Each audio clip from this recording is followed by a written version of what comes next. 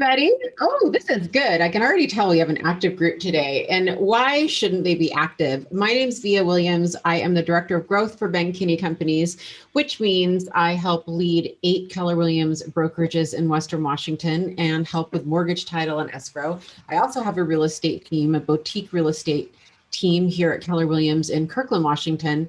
And more importantly, we do these webinars every single week, Wednesdays at noon Pacific time, to train agents. So we don't really have a fancy name. We need to have a name contest because we call them Wednesday webinars in-house. And I don't think that's a great name because it doesn't say anything about what they are. So we kind of call them our real estate agent training webinars. But if you have a fancy name for us, you win something. I don't know what you win. I'll coach with you. Ben will coach with you. Someone will coach with you. I don't know. You'll win something. Anyway, welcome. I am so excited about today's webinar. So I'm just going to, spoiler alert. The next 2 weeks are all about buyers. And the reason is that I think there is 2 topics and 2 topics only. There are 2 topics. There are 2 topics only that real estate agents can talk about right now. That's it. You're only allowed to talk about 2 topics. One of them is how to get inventory, and the other one is how to win offers for your buyer, right? And find your buyer homes to buy. Those are the only 2 topics that really matter right now in the spring market around our United States. Every single major market is low on inventory, and this is, I don't know many exceptions. The one exception would be there's some urban condos that are not experiencing that, but that's a submarket. Every single major market is really tight on inventories. We have low interest rates, a lot of buyers, and it's the perfect storm, right? We have an insatiable buyer demand happening around the country. So we've been talking a lot about how to get inventory, how to get listings, how to get off-market listings, anything it takes. This week and next week, we're going to focus on the buyer part of it. So the spoiler alert is that Kate Conroy of the Tony Baroni team she was one of my favorite guests of the year last year. I'm biased. She blew me away. So I've asked her to come back. And one of my other favorite, people that's in this space is Jen Davis, and she's going to come next Wednesday. So we have today is just packed with Kate Conroy, next week with Jen Davis. And then I asked a very special guest to come on today, Carrie Ann Kent. We're going to actually start with you, Carrie Ann. And Carrie Ann jumped out at me last week because I troll all the real estate groups. I'm spying on you. And I try to find what's getting engagement, what you guys are struggling with right now, what the biggest problems are that I can address in these webinars. And Carrie Ann did a post that went viral on Pivot Shift Ahead. So I pulled her on. And so we're going to start with her. And what she did, I thought was ingenious. She divided up her database in a way that meant she went from 6 million, right, in 2019-ish, right, Carrie Ann? And then to 16 million. So she went from 6 million to 16 million in volume in 1 year just doing this. And Carrie Ann, just before we pull you on, I think that your story is really inspiring. And if you're open to it, I'd love you to kind of share it a little bit, because your big why and your reason for doing this, I think, can really teach a lot of people a lot of things, because I know a lot of people can relate to being in that much debt, and just what you did instead of curl up in a ball, how you kind of tackled that. I would be happy to have that. So with that said, Carrie Ann Kent out of Philadelphia, right? Out of the kind of the Westchester area. Did I say that right? Yep. Westchester main line. Yep. Yeah. Welcome. Thank you. It's an honor. Yeah. So I kind of did curl up in a ball for a while. I didn't pay my taxes for about 15 years. And going, forward, I always wanted to hire a coach. I wanted the person that was my first Bold coach, and I was finally able to afford her. And I took what we learned in Bold, the DTD2s, which, as Via said, is pairing 2 letters of the alphabet and calling them every week. And that gets you through your database. So Carrie Ann, before we keep going, we have a ton of guests, on our weekly webinars from all different brokerages. Can you tell everybody what Bold is? Oh yeah, I'm sorry. So Bold, okay. It's in the way I see it is sort of like the boot camp for realtors to get and build a business. So it's a class that Keller Williams offers, right? Kind of one of their flagship hallmark classes and it's kind of a learning class, right? Where half of the class you're kind of in the classroom, and then the other half you're doing the calls and stuff, right? Exactly. Yep. You learn scripts, you learn who to reach out to, how to reach out to them, what to say to them, those things. Okay. So it's called DTD2. Did I get that right? Do the database times 2.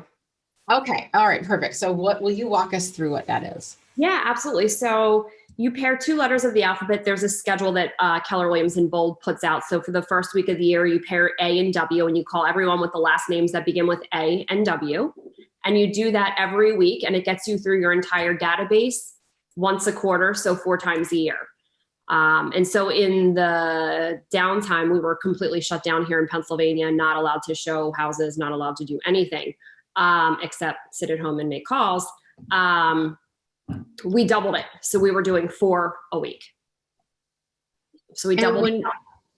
So when you do that, so you're texting and you're calling, can you kind of let us know what some of those calls sounded like, what scripts you used, or maybe what some of your texts were? Absolutely. So mine was all care calls. Most of my business is referral based, and so it's all about my relationships. And so even to this day, it's how are you holding up? Are your kids in virtual school? And I take notes and put it in my database so I know where I left off. Are the kids back in camps? What's summer look like for you? How are you holding up? And inevitably, when you ask how they are, if there's anything that you can do to help them, at some point they turn around and say, how's business for you? You're shut down. And, you just plant the seed of, thanks for asking. Last week, my past client gave me their neighbor who wanted to sell their house. It was such an honor to serve them. Thanks for asking. And then they see that on Facebook where I thank them, where I send them flowers, and then they start sending me business. So it just snowballed. Wow, that's fantastic. And so now is your message the same, moving into 1 year later, which can you believe it? Moving into 1 year later, are you still kind of doing care calls, or has it shifted at all? It's mostly still care calls because a lot of our schools are virtual. Some of them are hybrid. Some people have moved their kids to different schools, and everybody's still working from home. So it's still the same thing. How are you holding up? Have you adjusted? How's so-and-so doing now that you're back in full-time classes? All of those same care calls. Yeah. Okay. What was the hardest part of doing that? Forcing myself to getting up every day and doing it. I mean, I love talking to people. I love connecting with people. So that was the easy part. I think the hard part was when we came out of being shut down and I went to working 17 hours a day, it was hard to continue to make those. That was the hardest part, and keep up with it. I feel like it got so busy that I may have let some things fall through the cracks. And that's when they are care calls and when they are relationships, if they fall through the cracks, it becomes disingenuous. Yeah, for sure. And did you ever have any struggle with, sort of calling your database and texting your database, asking them for business? I don't really do it in that way. And once you have a relationship with me, you kind of realize that I'm goofy. And so when somebody's like, well, how's business? I'm like, I need sellers. Who do you know? Send them to me, and it's more of like a fun banter. So I've always had kind of luck with that. Yeah. Would you say, what's your percentage or your ratio of text to phone calls, would you say? Ooh, in this year and last year, it was probably 90% text, because I found that people just were juggling working and teaching their children at the same time, and they just couldn't pick up the phone. But when they lay their head down at night, and even if they didn't respond and they saw my message at 10 o'clock at night that I cared about them, it still had the same effect as if I had called them. How many people would you say are in your database, give or take? 1,100. 1,100. So you could get through that in a year. How many a day? Help me with math. How many a day / week is that? I would say I probably focus on about 20 a day. I did make the mistake where I put them into an auto text program and hit 400 of them once, and you can't respond to that many people at one time. So break it up through the week. Don't do it all on a Monday. Yeah, I'm just nervous about auto texts anymore anyway, unless it's a really strong opt-in. You don't know who it is.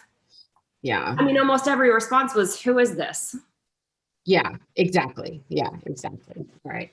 Anything else that you wish you would have known when you kind of embarked on doing this DTD2? Is that what it is? Yep. Yeah. DTD2. Any advice? Do you wish you would? Yeah. Tell us what.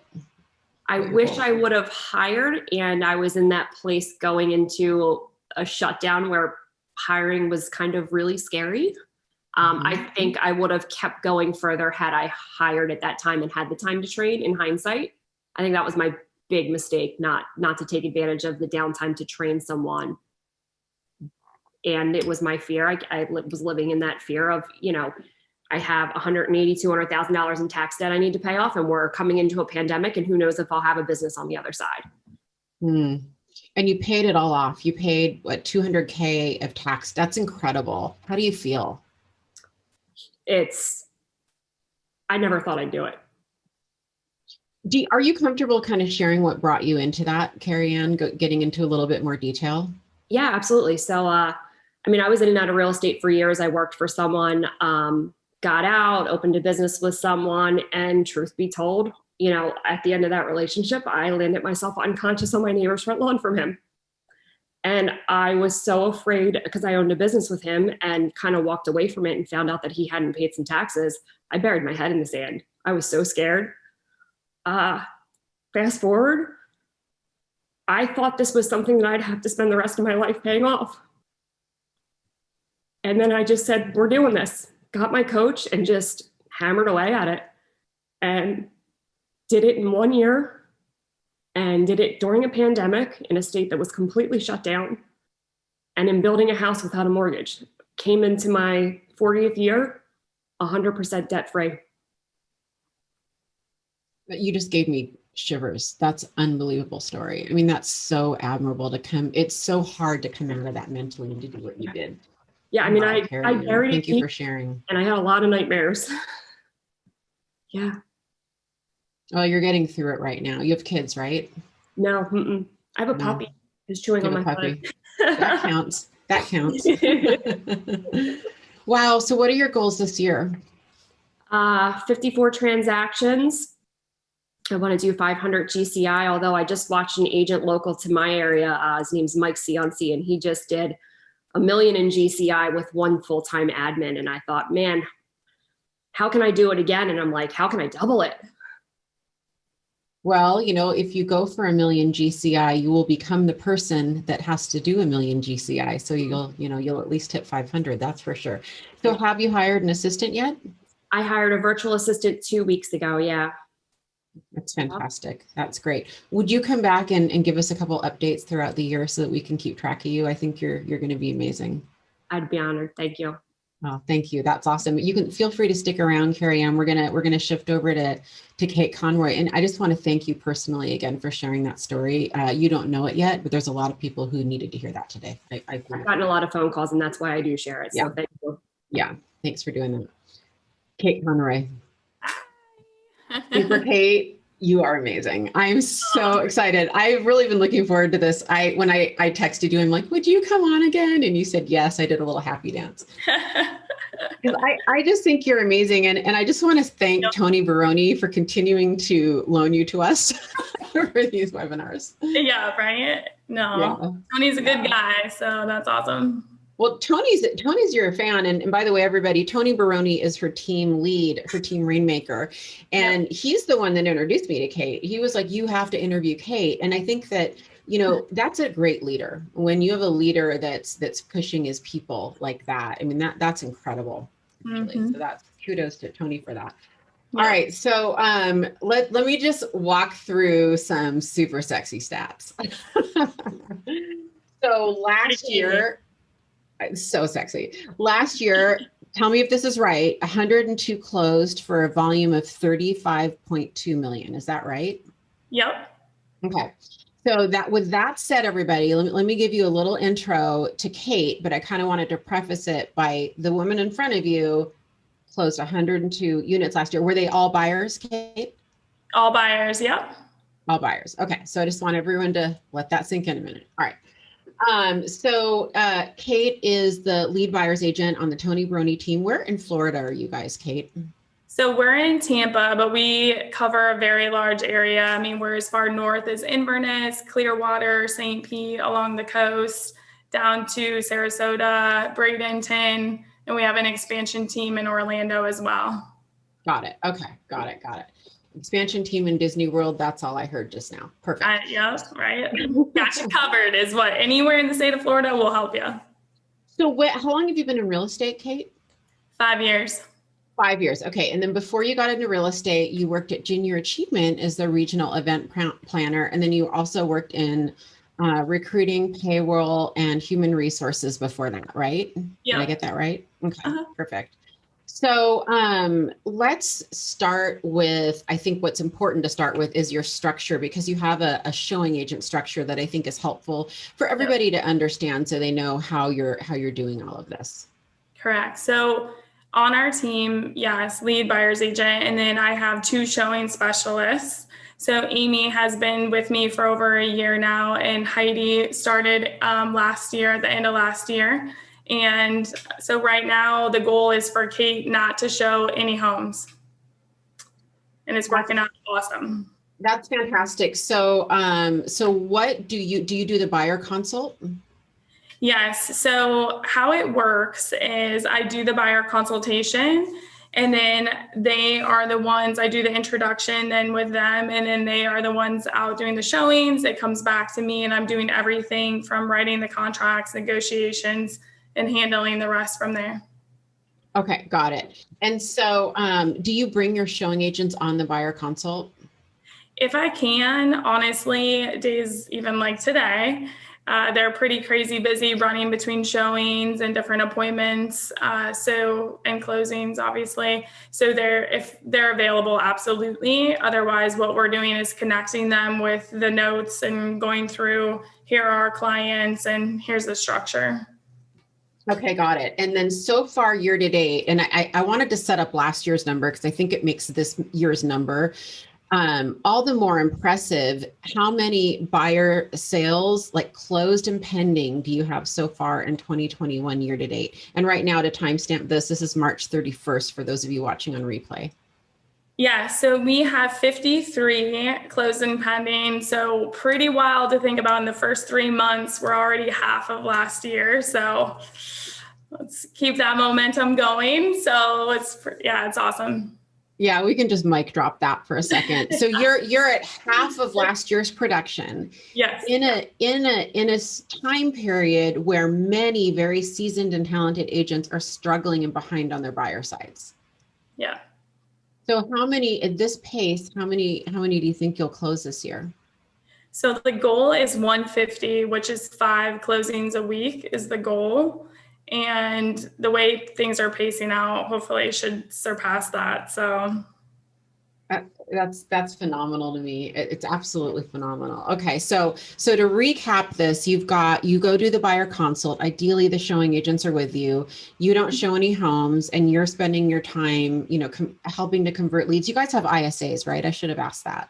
Yeah, so we do have an amazing ISA department, and they are obviously on the nurturing side with all of that as well. And then I have an amazing transaction manager too that's helping with everything transaction wise. Mm-hmm. So, and what I did break it into kind of 4 components that I can always go into too, to kind of walk through, how I come up with this and the process with that, if you want me to go over that. Yeah, that'd be great. And for all of you asking what an ISA is, that's an inside sales agent. And an ISA is on the phone all day. So they are doing both outbounding typically, and they're receiving inbound calls from marketing and lead sources, and they're appointment setters. They're basically setting up, either incoming, like I said, or they're outbounding to set appointments for their agents.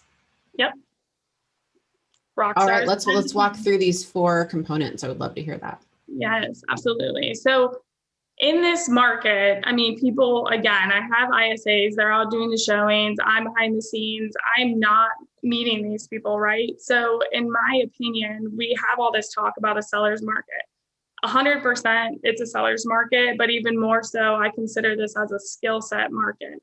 So really breaking it down kind of 4 components and, the gist of our team and how we operate to explain things a little bit more. So the first thing I always kind of walk through is this whole world of vending machines, right? So if you think of kind of the market and, the skill set of where we're finding homes, what I'm focusing on is, people will consistently go to the vending machine, you're hitting A4, you're doing that every day. And that was the world we were living in, right? So we were pretty consistent. We had people sending us homes, and now how we're operating more to get more people under contract is just thinking outside the box. So what other ways can we find opportunities, off-market properties, and just kind of setting things apart? And that's like our mini team. We call it Kate's mini team, but like my showing specialists, they're constantly looking, who can we network with? Hey, my hairdresser can reach out and send a message in her next door page to find off-market properties. We're posting online any kind of buyer needs. And so as far as components, I would label this, what's your ability to find other options within the vending machine? Okay. So kind of walking through that, I think that's a huge component. And again, yes, I know not everyone runs the showing specialist model, and that's always something I'm happy to dig into as well. But in the sense of, when you look at how to win multiple offers, a lot of people are thinking the terms in the offer, which I'll go over how I'm winning with that. But I think it's so much of what are the other options? Like if I can find something within, a client says, hey, I know a neighbor looking to move and we can connect everybody, that is an easy win, right? So kind of going into it a little bit more. So the second piece of that is just explaining upfront what the landscape of the market is today. So today, like how I am scripting with my clients currently is I love to ask the question, where are you currently at and in your home search? So if they're telling me, hey, we're throwing offers on everything under the sun, then I have a gist of, okay, is it an offer situation or term situation, or what are they looking at in regards to that? And I always just, we have to explain the market. What does this look like? What does this hyper sellers market mean to you? And then how can we better serve you in this market that we're in? So kind of walking through, again, some of my, clients, once they get to us and through our ISA department, what they're saying is, I was working with another agent. They don't understand why they're writing an offer 30,000 over asking. It's like bring it back to, go into every single house you're seeing right now and assume there's 10 plus offers. And then how can we win it, and paint the better picture as far as what it means to that client. Mm-hmm. Okay. What's number 3? So number 3, and one other thing with that I think will really help people too, as far as winning multiple offers. So when I'm setting the search up, I'm literally on the phone with the client and I am setting the criteria up as we're talking. So our ISA department, they're filtering the lead, they get enough information. I'm having the conversation with them. And as I'm setting it up, I'm saying, awesome. So, you want a 3-bedroom, 2-bath, 3-car garage under 400,000. Currently there's 7 options. So let's do this. Like, let's filter the criteria. And I know a 3-car garage was really important to you, but what if we switch it over to 2-car and suddenly there's 70 more results, and just kind of painting that picture too, and having those conversations, scripting it through with them as far as criteria. And, again, just being transparent. I think that's a huge conversation a lot of agents are missing in this offer process. And, there's these 5 homes that just went live. You have 4 seconds to put an offer in, versus like, here, let's open up some more options that may work for you as well. Mm-hmm.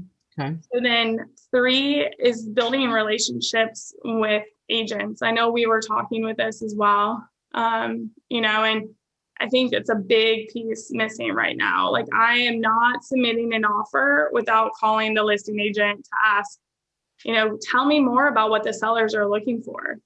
Tell me what is their situation? What's their timeline? What would make it smooth and easy for them? How can I help them, bringing it back? And then I can bring that information back to the buyers as well and say, hey, if you're wanting to write a letter to the sellers, or if you're wanting to write the terms really clean, let's just go ahead with the closing date they want and all the other terms that they want and present it that way. Mm-hmm. Okay. And then 4 is all in terms and how I'm winning multiple offers. And we can go into that too, unless if you're Yeah, so let's that was helpful. I just kind of wanted to get a feel for what your 4 things was. Can we drill down on some of those now? Would that be Yeah, okay? Okay, sure. perfect. So so I want to kind of drill down and spend some time on this. I think it's one of the biggest challenges I'm seeing in the marketplace, especially with newer and launching agents. So agents that are a little bit newer on their journey. And that is, setting and managing expectations of clients to waive everything and to do what they have to do to win. It takes some skill and some really good communication, and I think probably, conversational skills and influence and sales skills. So I'd like to drill down on that. So Yeah, of let's maybe do some role plays together. Are you comfortable with that? course. Yeah. Okay. So your ISAs, basically you're setting the appointment. Again, the inside, someone else is setting the appointment in your case, and Mhm. we're having the phone conversation, and I agree to a Zoom. I'm a buyer. Let's say you and I are on Zoom right now, and let's just kind of work through some of that. We don't have to do your buyer consult, obviously, but let's kind of do a little role play on, you've gotten my needs and everything, and I'm in a hot price point. That I'm going to have multiple offers, right? Mhm. We're at that point in the buyer consult. Let's do a role play together. Sure. Okay. So, now that I have everything that you're looking for, is it okay if I'm really transparent with you? Yeah, of course. All right, perfect. Because how I operate is I really want to paint a picture of the market to make sure that when we're out looking at homes, you understand what it'll take to win. So right now, our market, again, we go into every single house assuming there's at least one other offer. So to win, I really need to know what's your bottom dollar. And you may not know that until you see the home and you're walking it and you get those feelings and you have to have it. So again, through the search, through everything I can set you up with, I want to be transparent in the sense that, when you see the results from the MLS and you see that there's maybe only 7 results, that's how competitive our market is. Now, my goal, if it's okay with you, is presenting other options as well.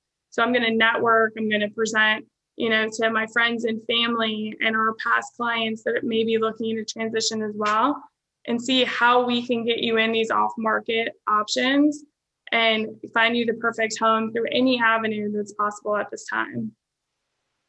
Well, I mean, I'm hearing all these stories about, I'm going to have to waive inspection, and I'm going to have to, maybe waive my financing and do all these things. And I just, I don't know, that feels really risky to me. Do you think I have to do all that?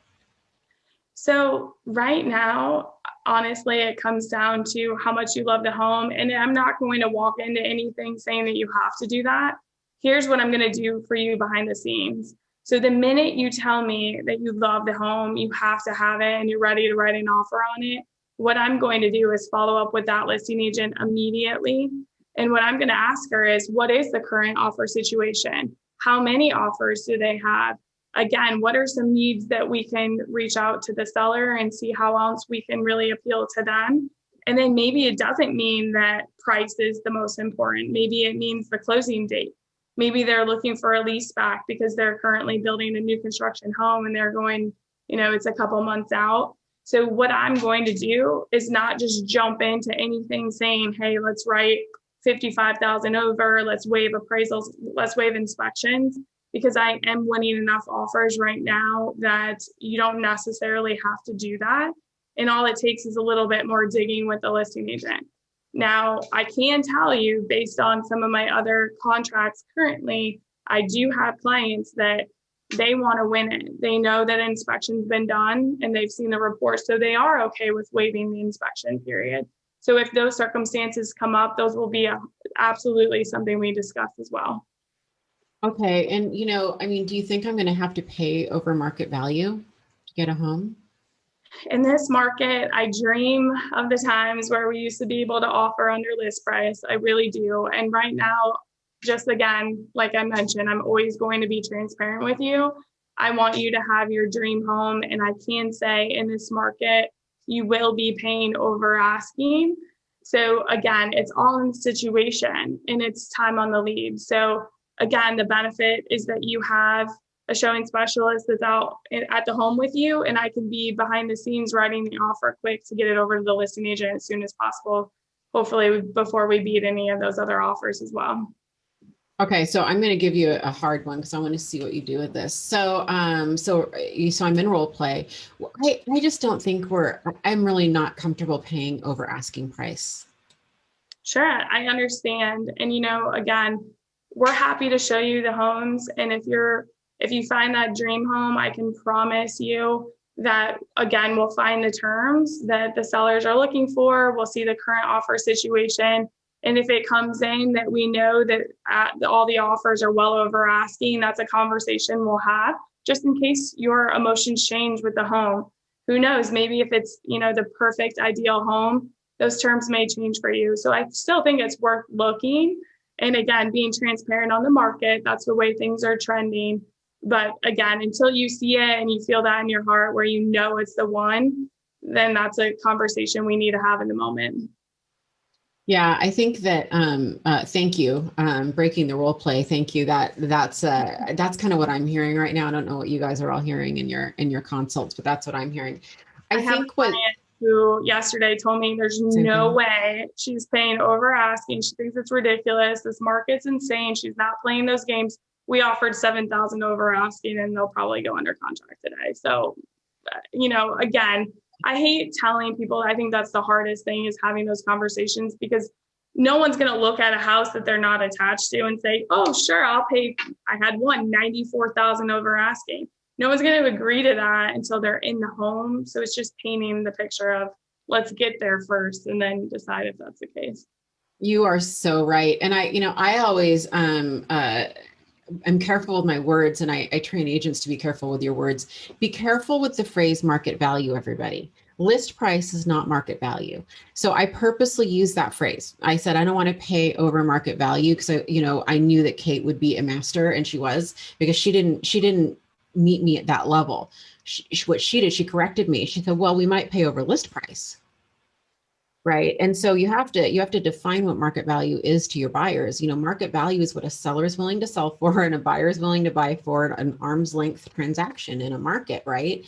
List price is just simply the first bid. It's the first toss out in a negotiation. I always say sellers always toss out the first price. That's their list price, right? It's our job to respond to that. So we have to be really careful that we're not agreeing with buyers and agreeing with them that they're paying at or over market value. List price has nothing to do with that, right? Yeah. And you did a really great job with that. The other thing that I know you do that I'd love to kind of hear maybe an example of, Kate, one or two, is I know that you tell stories to make people kind of feel comfortable. You just did it with us naturally. You go, well, just last night I had a buyer who said they wouldn't pay over and they did. What kind of stories, do you tell your buyers to help give them confidence in this market to waive all the things they need to waive and to pay all this money? Yeah. So I have a client now and they adored the home. They loved it. They had to have it. And just some things that I went to the listing agent and asked for was I knew that they were previously under contract. Crazy story. The buyer that was previously under contract passed away right before closing. The deal fell apart. So I went to the listing agent like, hey, if things are falling apart, let me get an offer in right away. Then what I said is, okay, so if you had the inspection, I'm sure you had the appraisal, I'm sure. So any information you can give with the inspection to paint a better picture of, anything that may have popped up that may be concerning to these buyers. They shared the report, they shared everything. So then we were able to go into contracts and waive a lot of those things to secure the home so that it was the best option. And yes, they did pay over appraisal. We had there was something like 42 offers on this property. So it was pretty wild one, well above asking, but they knew that they were going to be there. They had no problem and it was their decision. Again, I'm very careful with, okay, if you're willing to pay over, if you lost by $1, what would that look like? And then they're painting the picture of, okay, I'm okay to go to this price. And then I'm just the mediator writing the contract and doing everything I can to sweeten the deal on the other end so that they walk away feeling like they won. What I love about that is you're showing in the form of a story your clients how you negotiate, right? Like you're almost like opening the curtain up and saying, this is what it's like behind the curtain. They don't know what we do. And I don't know that they actually understand what real estate negotiations look like. And I love that you are telling them in the form of a story, because that is what it's like, as we all know, right? I mean, that's what we're doing. That's great. Wow. Thank you. Another thing too that I think can really help a lot, especially newer agents that are trying to win these crazy scenarios, and they don't have the showing specialist on the other side, is so my showing specialist and I literally go into every showing. It's my rule. Like, we need to know what the offer situation is. I'm not scheduling a showing until I know what's currently happening, because if they already have 40 offers and they're making a decision by noon today, then, unless we can get the client there before, then it doesn't necessarily make sense. But I feel like having that upfront knowledge that you can then bring it back to the client and say, listen, we followed up with the listing agent on 123 Main Street. She said that there's currently 2 offers. They're not reviewing until Saturday at 1, but let's, just because then they're kind of like, oh, there's other offers. Like, we need to adjust and make, if we love the home, we can go from there as well. Just because then it's, you're fighting for them before we've even seen the house. So I think that's huge. Just out of sheer curiosity, what city was that in that you just said had 40 offers? Is that Tampa? All of them? No, I'm just okay. Oh. Everywhere. Okay. Everywhere. Yeah, all of Tampa for sure. Yeah, it's pretty wild. Okay, so with 40 offers, I'm just curious, how far over in like a percent or dollars would that be there? Honestly, right now it's at every price point. On minimum, I would say we have 5-6 offers on every property. On a good day, it's like 20. But how far over asking price would 40 offers go for? That one was $75,000. And what was the price on the home? $699. So 12%, 11%, somewhere in there. Okay. Just curious. Yeah, I mean, it's pretty wild. Every price point. I mean, I had one, sadly, yes, I do lose some. I'm not going to say that I win everything, but one of them, 94,000 over asking, and the listing agent said I wasn't in top 5. I was like, bye, whatever, we don't want it. Here, it's funny, all the different areas, because, I'm in the Seattle market. Here, if we had 40 offers, and I don't know if anyone here in, just anywhere in the Puget Sound, let me know if you guys have had 40. I haven't seen 40. Usually we're more of a, 5 to 10, maybe 15 offer market.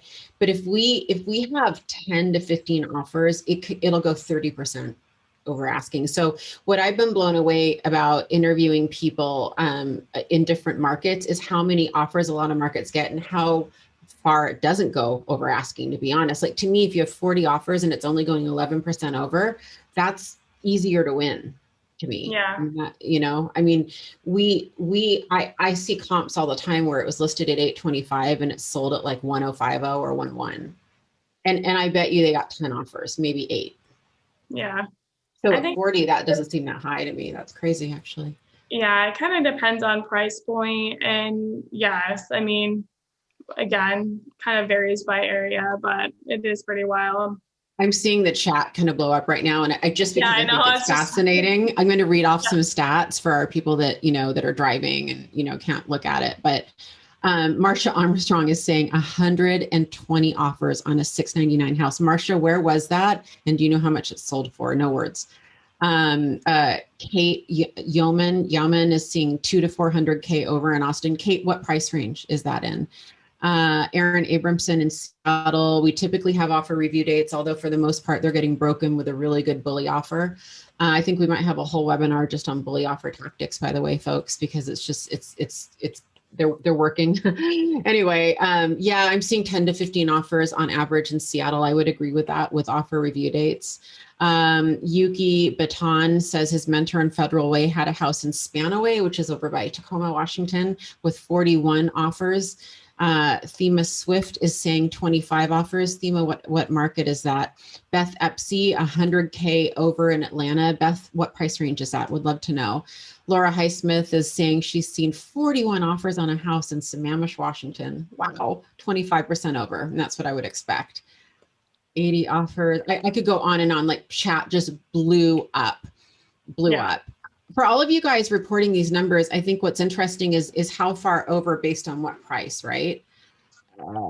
Yeah, I saw someone post. I think it's something that, again, and that's where I think it's so worth digging deeper, because so many people are coaching clients to go this much over. And so, like, they were pulling stats on list price to sell price, and they were saying not all of them were selling at that. So you don't necessarily have to go into the contract. I think that's something we all need to be aware of, that, if it's not needed, we might be accelerating it more than, you really need to do at this time. So yeah, it's just crazy. So a bully offer, a lot of you guys are asking what a bully offer is. And for those of you who have markets like we do in Seattle, and I know Kate, you and I talked, I think a lot of our markets have offer reviews, but it sometimes can be hit or miss. So either, some listing agents choose to do it and some don't, right? Or they're not always honored, where they say they're going to have an offer review, and then so many offers end up coming in that they succumb to the pressure, right?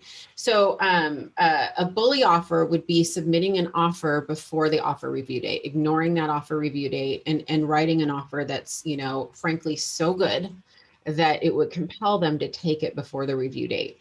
And there's a lot of methods to that and ways to do it. I mean, you can't do that unless it's an extremely aggressive offer. And so I find that that's typically done best with someone who's lost one or two homes, that understands the market really well, who's just willing to do that without any competing offers, so. All right. So that was really, really useful. Thanks for indulging me in the role play. I think sometimes it's easier to teach people when you're when you're doing those. Yeah, I know we talked about being strategic and being in communication with other agents, and that's really important. And you said something really great to me on our prep call. And you said, our buyers are going to come and go, but we're working with these agents for years, in our market. And can we just talk and touch a little bit on that, about how we're treating agents and, how that I think helps in the long game? Yeah, for all of us. Absolutely. So like returning emails and phone calls and giving them the courtesy of not having our clients find out a house change status on the MLS, maybe is one example. Just yeah, that would be great.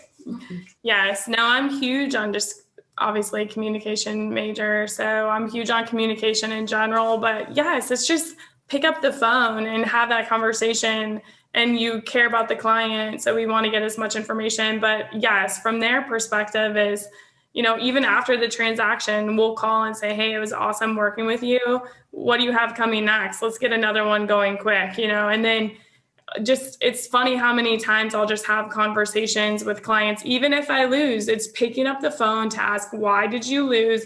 Why didn't we, what terms weren't the terms that won? And then having a conversation with them on, hey, do you know anything else in this community that's coming up, Yeah. And even from that, again, people under contract or having the conversation, like watch for Thursday's listing in that neighborhood. So it's building that same rapport with the client, with the listing agents as well. I just want to a plea to all of us listing agents out there. You don't even have to call. I get it. It's really hard to call that many people, but I just would urge you to at least text and email the people who did not win in multiple offers of your house, and try to give them as much explanation as you can, with it being a fiduciary, right? That's appropriate, because I think it's really tough when you're a buyer's agent and your client literally finds out because they see the status change, on Redfin or Zillow or on your website, and they maybe don't think you're doing a great job, right? So I get you can't always make a call, and we can roll into those calls over the next day or two and get more specific, but even a quick text or email is awesome, right? Anyway, okay, I'm off my I just had a lady that wasn't responding, and I'm like, I'm really worried about you. Did you die of COVID? Like something? Are you sick? Like what's happening? Are you all right? And he would like roll back, like laughing. And I'm like, but I was a little worried. You're like, not really, but call me back. Like, need to know, did we win or not? Like, yeah. All right, I want to spend the last part of our time, and we've got a good chunk of time for this. I want to get down into brass tacks. Let's talk tactics, Kate. Let's go there. Caveat is that I understand all markets are different, right? So I want to start with some defining questions so that everybody kind of understands your market. Number one, do you guys use escalation clauses, escalator clauses, accelerator clauses they're called? You guys do. Okay. Number two, how often do you have offer reviews there, just so we get a feel? No, we don't really have them. So they'll have a date that they can set to say, we're reviewing all offers on Saturday at 1, but that might change as well. Okay. What's your average price point that you're working? Not in your market, but that you do? Our average price point here was $277. Now it's closer to $350. Me personally is closer to $400,000. Okay, perfect. So let's run a scenario and see and have you build us an offer. Okay. I am a I'm a $500,000 budget buyer. I'll pay up to $500,000. I'm a 25% down payment. I'm really strong. I'm working with your preferred lender. I've lost 1 or 2 houses. I'm ready to be aggressive, right? What would be some tips and tricks? How would you build that offer for me potentially? So again, calling the listing agent to see if maybe it's extending the closing date out till June. But what I highly recommend in our market currently is if you're approved up to $500,000. Let's say the house is listed at let's say that this house that we want to make it is listed at $425. Okay, that makes it a little easier. You can't buy it. Yeah. So if it's listed at $425, I would highly recommend an escalation clause. Right now, I will ask the client, where do they feel comfortable ending?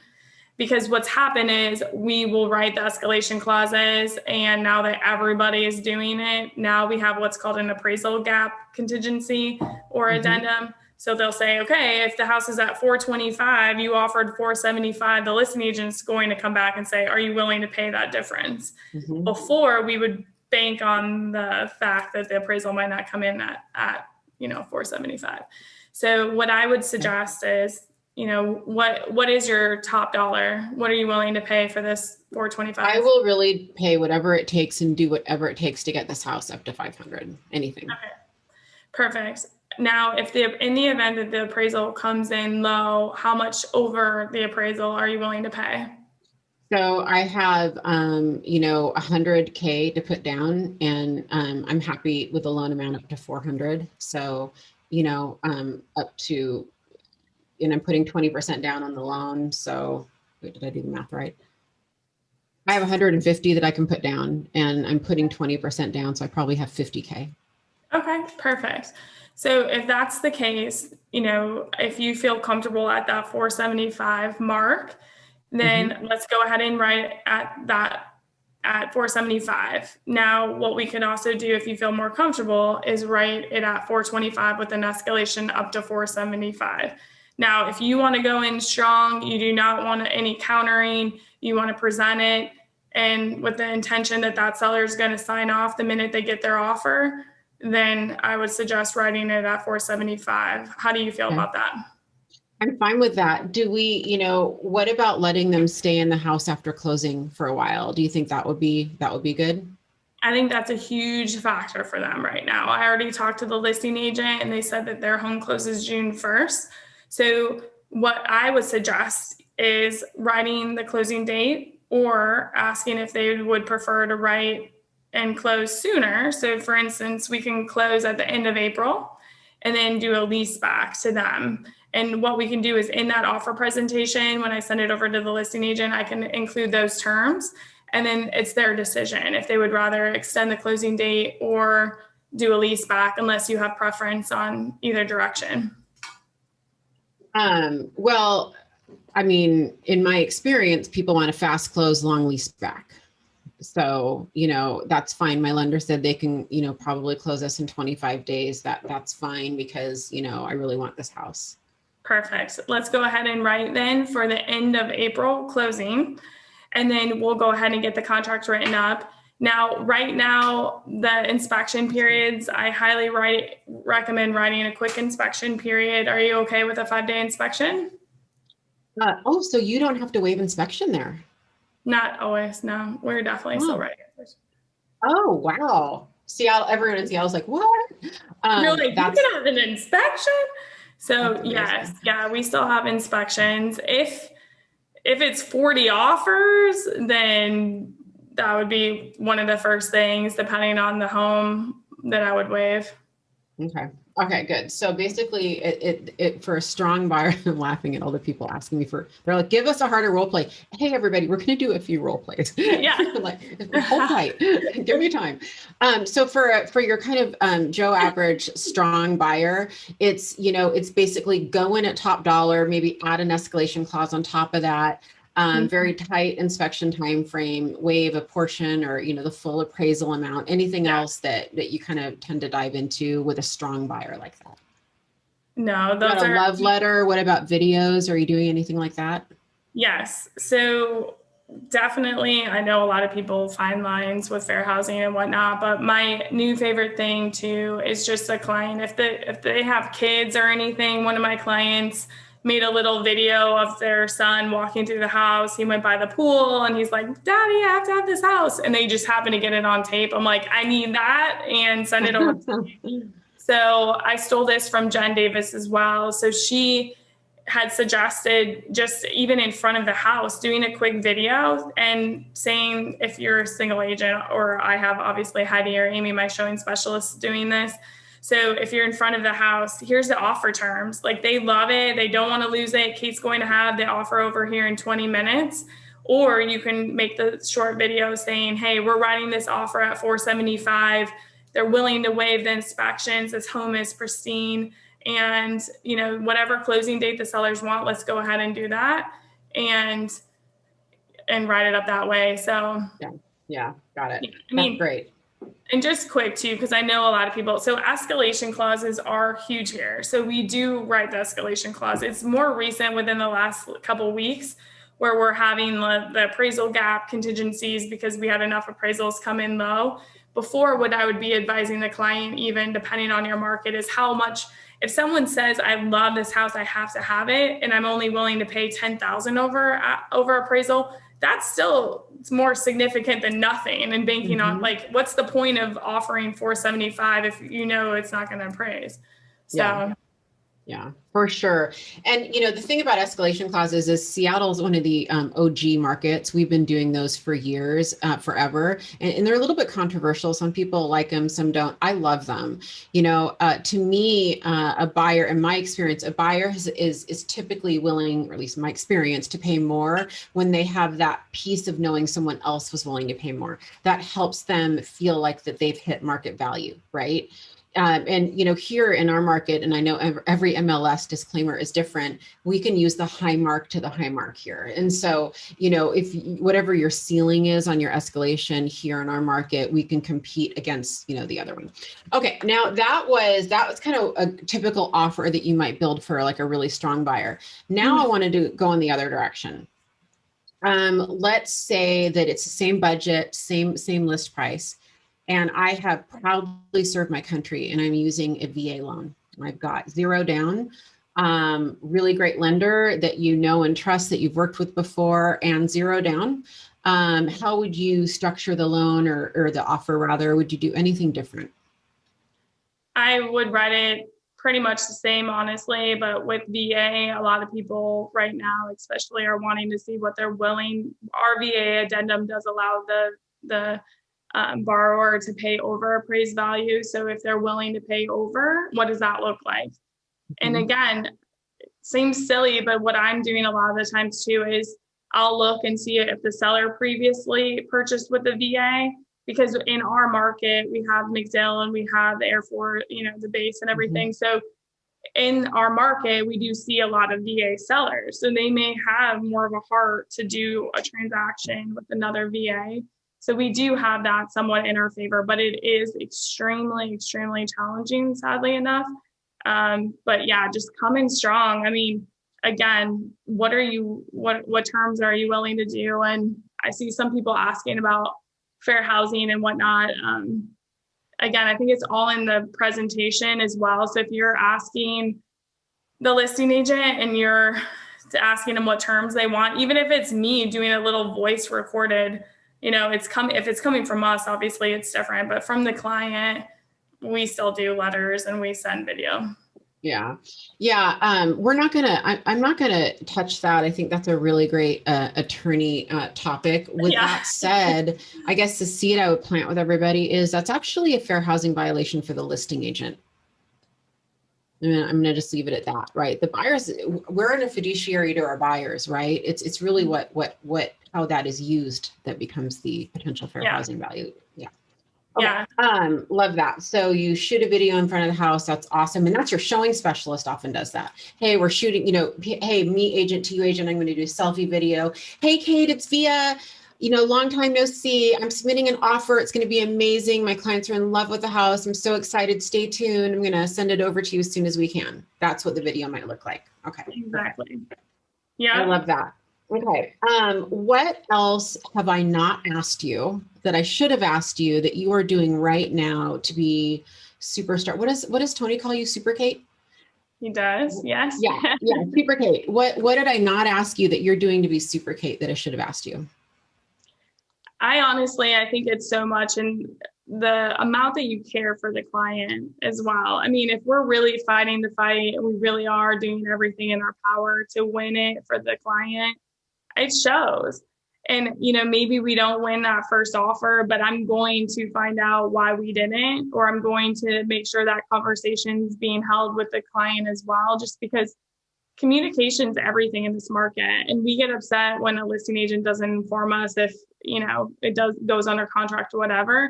But think how the client feels where they're like thrown into this madness, and then it's bring it back a little bit just to have a couple more conversations to educate them. And my team, they give me a lot of grief because every client, I'm like, oh my God, I love them. They're the best. And I can't wait to see them. And from my seat now, it's pretty wild because I literally, I'm in Cape Coral right now. So here's the deal. I'm not in front of them. I have 4 seconds to build this rapport with them. And I think if we all take it from that perspective, if we have this small window to build any rapport with them to be able to help them make this huge purchase, it's cool to think about that too. So.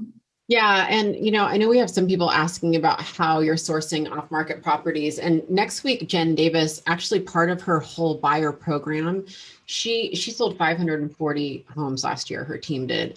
So I think she knows a buyer too. And about 250 of those were buyers. Part of their process is actually sourcing off markets for their buyers. So next week, we're going to really touch specifically on that, how Jen's using her buyers to actually get off market to get inventory. Well, that's great. Well, thank you, Kate Conroy, and thank you, Carrie Ann Kent today. Both of you guys shared so much and it was so, so helpful. I know that everybody got a lot of benefit from these. So next Wednesday, we're going to continue our series on buyers, like I said, with Jen Davis. The week after that, I'm taking a vacation. So we're off April 14th. Yeah. And then April 21st, we've got Zach Wendt, and he's going to share the golden text that's gotten him tons of listings and a whole bunch of really cool marketing he's doing to source off-market properties. So we're going back to that trend, how to get inventory, how to get listings, how to get off-market properties. It sounds like you guys want a bully offer webinar. So I'll try to get some people after that. Maybe I'll bring these two ladies back on. So thank you guys. Have a great week, everybody.